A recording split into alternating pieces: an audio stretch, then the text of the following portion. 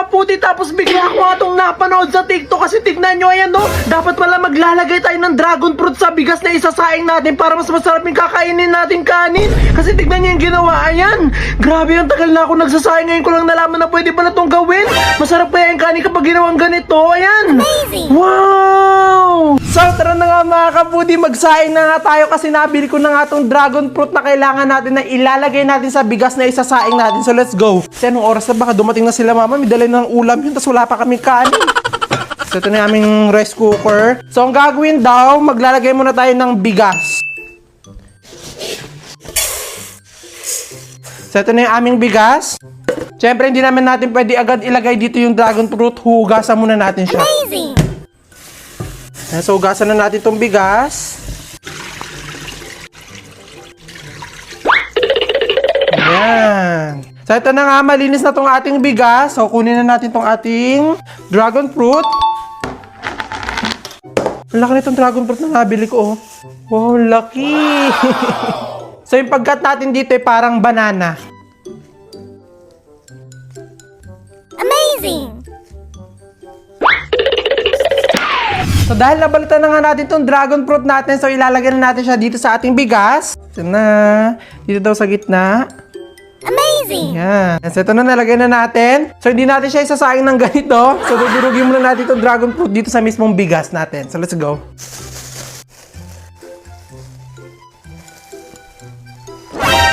Ayan. And so dudurugin daw natin yung dragon fruit kasama ang bigas.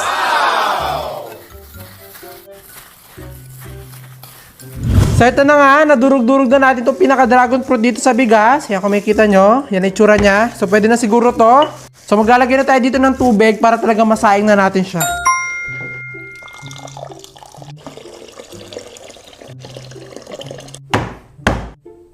Ayan, so ito na nga, okay na nga itong ating sinaing. So isaing na natin siya. So let's go.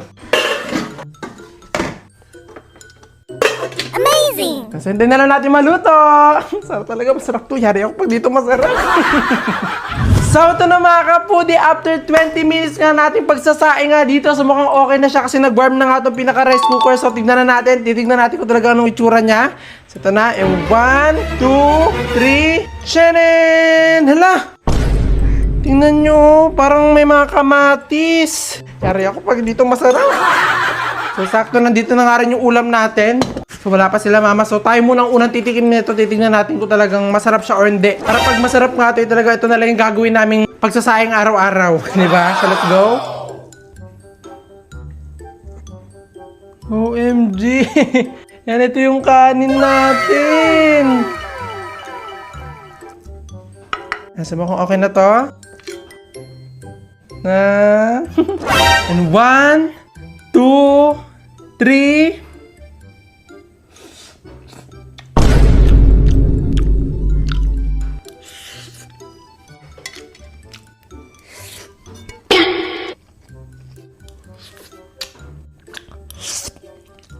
Try natin maglagay ng ulam.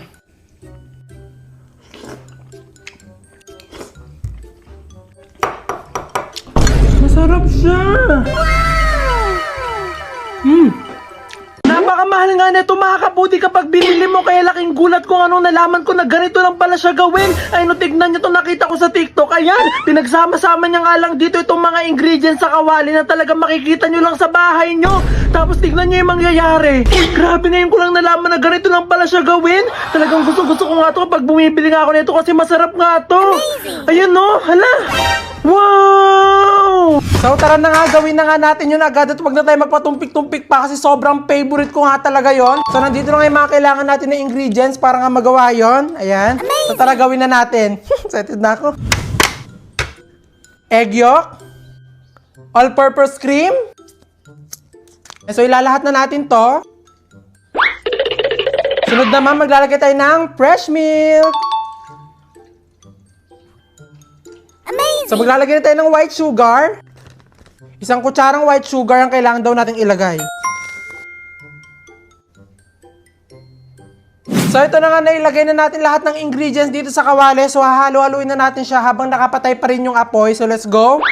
Ayan, halo-haluin. Ayan.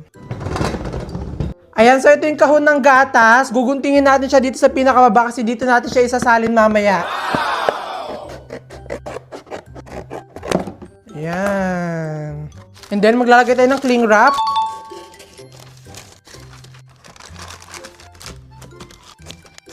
So, after natin makagawa nga nitong pinakalagayan natin mamaya, magkakat naman tayo ng chocolate. At ito yung gamit ko, itong Dutch Premium Chocolate Bar. Ayan, so ito yung nabalita akong masarap daw, kaya ito yung binili ko. Amazing!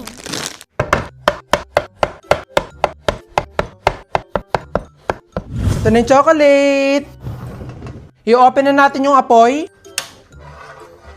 Ayan, kung makikita nyo, nagbububo na siya. So, yan yung sign para ilagay natin itong tsokolate. So, ilagay na natin. Haluin natin sila para mag-combine yung chocolate pati yung ating mixture. Ayan, so mukhang okay na to. Kunin na natin itong lagayan. Sasalin na natin siya. Wow! Yan. Amazing! So ito na, nailagay na nga natin siya dito nga sa pinakalagayan. Konti ng cling wrap. Tapos pwede na natin to ilagay sa freezer. Ilalagay muna daw siya sa freezer ng 2 hours. Tapos pagkatapos na freezer, ilalagay ng 2 hours din sa chiller. Tapos okay na. So let's go, lagay na natin to sa freezer. Wait na lang natin. Marami nga nagtag sa akin mga kaputi dito sa bago nag-trending nga na to sa TikTok kasi panoodin nyo yan no. Grabe ito nga daw kasi yung kakaibang prutas na kapag kinain mo nga daw ay masusuka nga sa sobrang pangit daw ng lasa. Kasi panoodin nyo yan no. Yung mga kumakain nga nito talagang pagkakain pa lang nila talagang nasusukan na nga agad nila dahil pangit daw yung lasa ng prutas na to. Totoo ko yung pangit yung lasa nito kung nag-inarti lang sila yan. Hala. So ito na, nabili ko na yung kakaibang prutas nga na yon na talagang binili ko pa sa ibang bansa. Na kapag kinain mo nga daw tong prutas nga na to ay masusuka ka nga daw sa sobrang pangit daw ng lasa neto. So titignan natin kung totoo yun o baka uma-acting lang yung mga napanood natin. So buksan na natin to. So let's go! Yung iba ko napanood, talagang inaamoy pa lang nila, talagang nasusuka na sila. So ibig sabihin pati yung amoy niya mabaho. Tignan natin yan. Ayan. Tchanen! May nakalagay na ganito. Kaso di ko mabasa. So ito na! Nabili natin! Ito na! Amazing! Bakit baka mabaho yung amoy ha? Ang asim ng amoy! Ayan! So ito yung tsura niya! Oh my God! Dami ko palang nabili! Ayan, so ganito yung itsura niya, yung makikita nyo, para siya may mga butas-butas.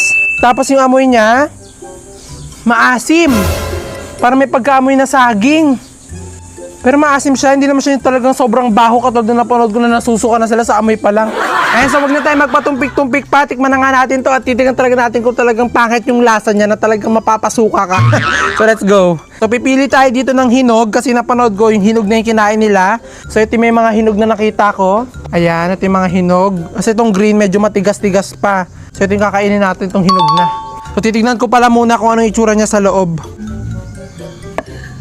Ayan, ganyan yung itsura niya. Nga! Yung asim niya parang sobrang asim na mabaho. So tara, tikman na natin. And 1, 2, 3. Nakabahan ako. Let's go. Ngayon lang kasi ako nakakita ng gandong prutas. Kinakabahan ako. Ito talaga.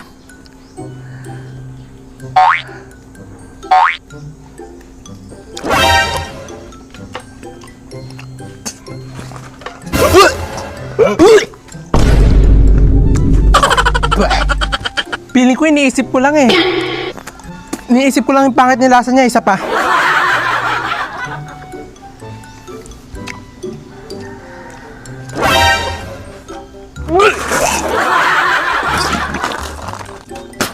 Totoo nga, hindi ko lang iniisip. Comment nyo nga po kung anong tawag sa prutas na to. Ay, tapon na nga to. Yung basurahan. Yun.